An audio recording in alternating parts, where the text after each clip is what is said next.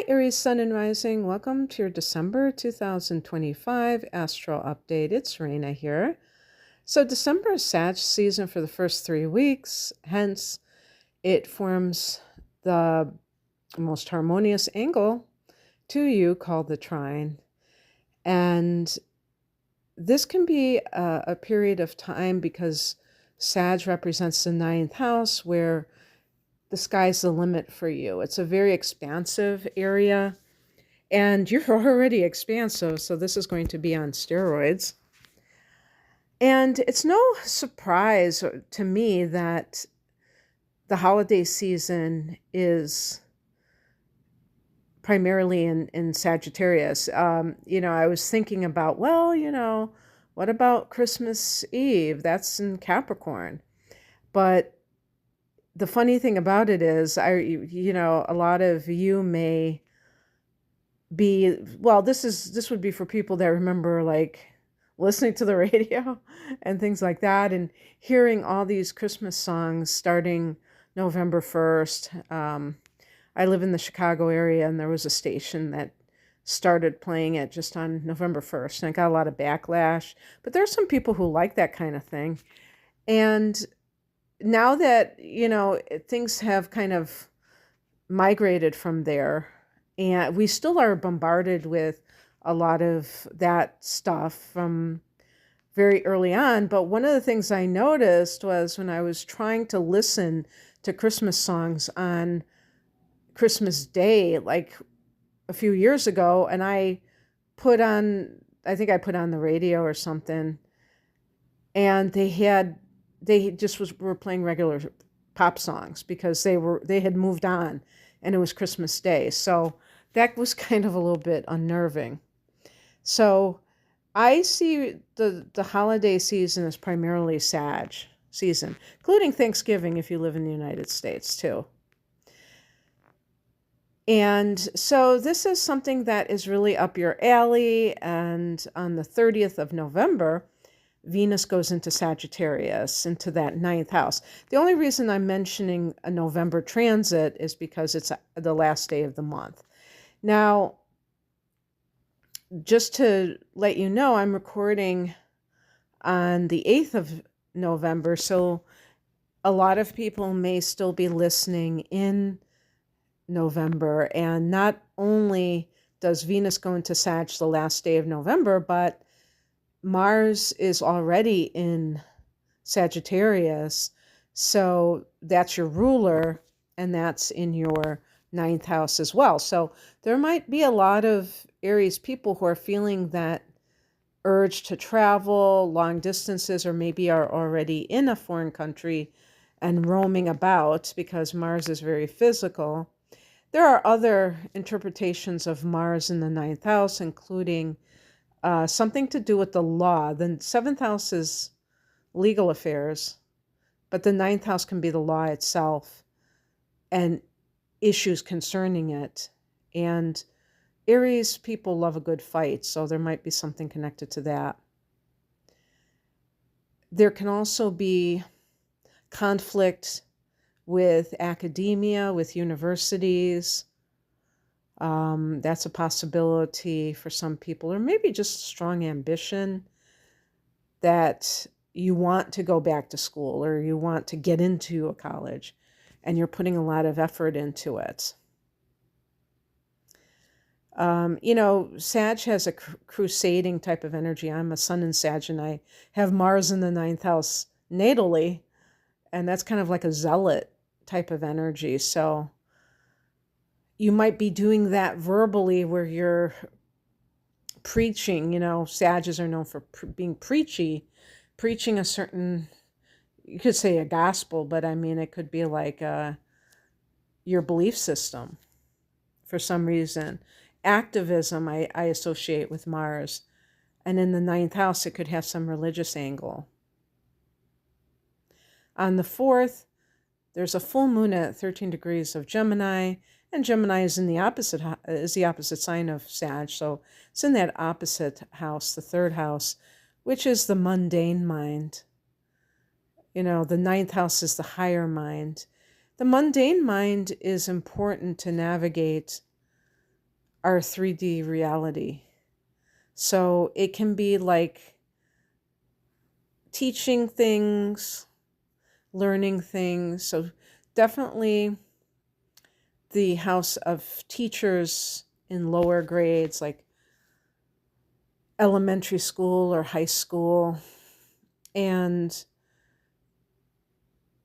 just the acquiring of some kind of skills.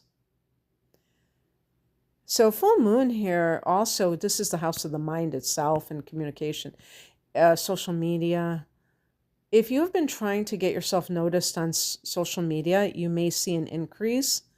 Like if you have a channel, you may start to see that you are reaching critical mass. So that could be a good sign. For some people, you might decide to go off of social media for a while. Maybe you feel like it's taking up too much of your bandwidth. You could find out something about a sibling at this time. You could call it quits with a sibling. Maybe not permanently, but say, I need to take a breather from this person. Or see them in a new light. This is great for ideas that you want to communicate. You might have some kind of creative idea that you want to implement and promote through social media, which is third house. On the 10th, Neptune turns direct. I don't have what sign and what degree, but I believe it is 29 degrees of Pisces, and this is your 12th house. So I have said before that I believe that the sign of Aries as a whole has been undergoing a spiritual upgrade because you have Chiron in your sign, and that has been lingering for years, as well as Neptune in your sign for even longer. And why is this important? Well, Aries is a very active sign. Neptune is very contemplative and dreamy. It's not direct. Mars and Aries people are very direct. And so the 12th house that Neptune naturally rules is one of solitude.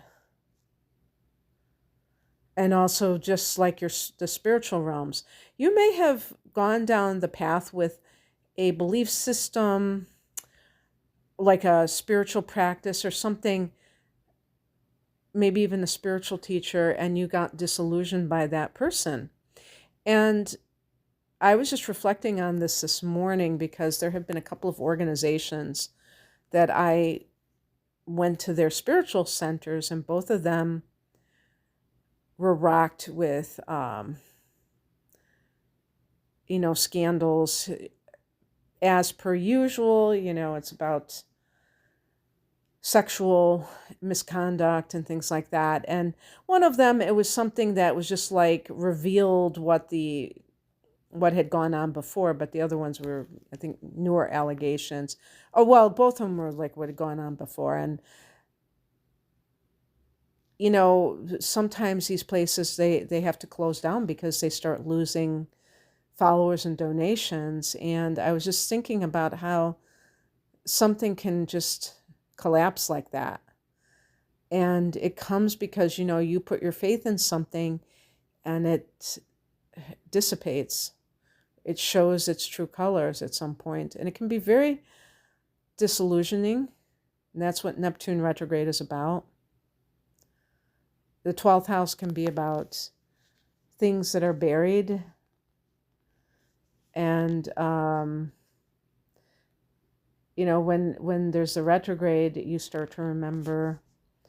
But now that Neptune is direct, you can assimilate what has happened, and you're able to not lose your faith, but you're still able to find a way to believe in something larger than yourself, not because it's some kind of a pacifier, but because it really does add value to your life and it makes life easier.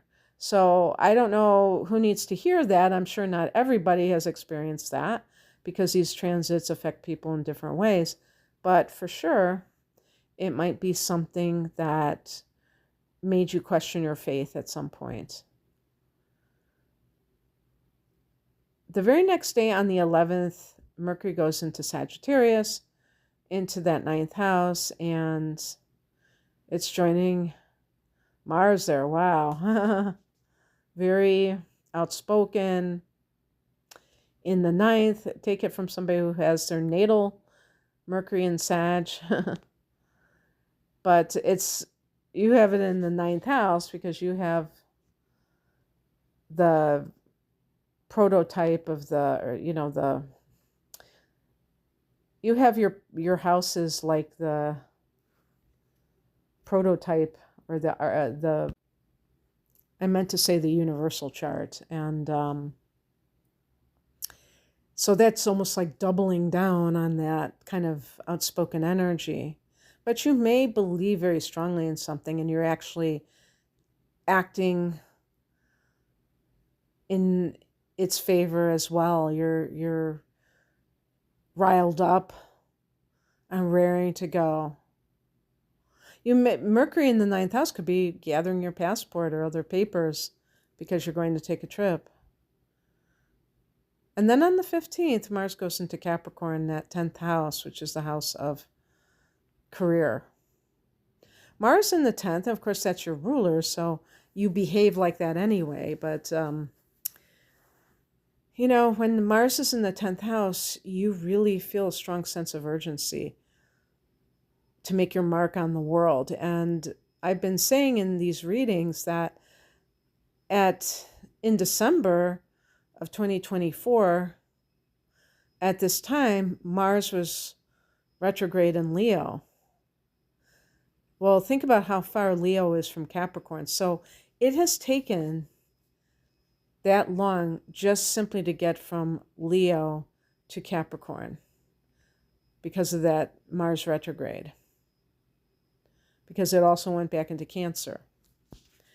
So you have not had the typical situation with Mars in your 10th house for a lot longer than usual. So this makes you even more determined to make the most of it.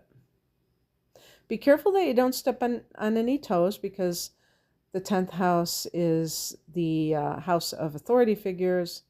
So if you're not working for yourself, you have a boss, right? And so you have to be careful that your sense of ambition is not so charged up that you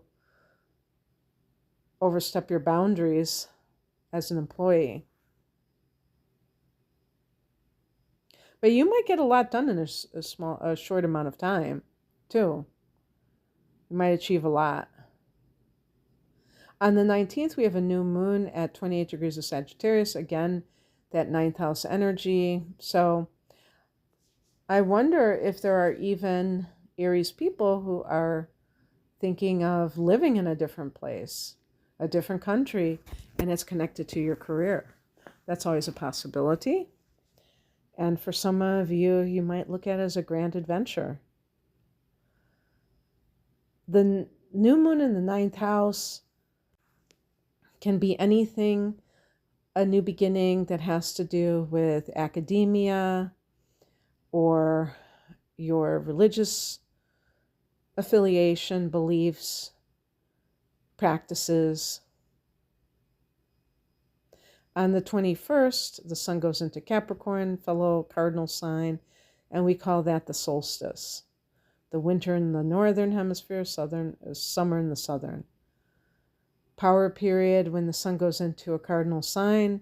In this case, this is in your 10th house, joining Mars. The sun and Mars can be very ambitious in the 10th house. And then 3 days later, Venus enters this house. That could even be like a promotion. It could be a promotion, but I mean a raise, because Venus can be connected to money. But even like with charm, you could see that this is your place in the world. the 10th house. And Venus there can give you a sense of charm. What's the other word? Like a magnetic aura. But there's another word I was kind of looking for. Magnetism? Well, that's kind of like, yeah, something along those lines. Charisma is kind of what I was looking for. And in terms of authority figures, they may be, very cooperative with you at this time and want to see you achieve your goals. So that could be very good. But like I said, it could be money too. The 10th house could be the father. Maybe you receive money from your father for some reason. Okay, that's what I have for you, Aries. I hope that this resonated. If you would like a private reading, please check out my package deals because they are discounted quite a bit and they're full-length readings. So one of probably my most popular one is my deep dive reading, which is an hour of natal chart analysis with an hour of transits for 2026. Well, I mean, if you order in November or December, you're going to also get any important transits in those months too. So that's for a sale price, and if you buy them as a package deal. And yeah, so even my single readings, like my career readings, love readings, natal chart interpretation, transits, I have a ongoing sale through the end of this year. So you can, look at that as well. If you click on the link below, you can see all the types of readings that I offer. Thanks for listening. Have a great month. Bye.